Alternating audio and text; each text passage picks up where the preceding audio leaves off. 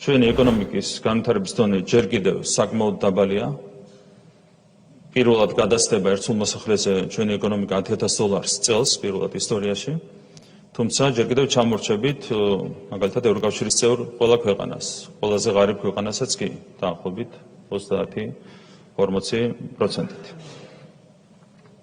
ასევე მინდა შეგახსენოთ, რომ შარშანდელი მონაცემებით სიღარიბის მაჩვენებელი ჯერ კიდევ იყო 9.4%.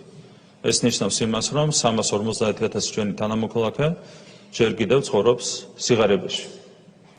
ასეთ პირობებში, რა თქმა უნდა, ხელისუფლების და ნებისმიერი პასუხისმგებლობით გამშვალული მოქალაქის ერთ-ერთი მთავარი ინტერესი საგანი უნდა იყოს ეკონომიკის განვითარება და ზრდის ტემპის შენარჩუნება, ზრდის მაღალი ტემპის შენარჩუნება.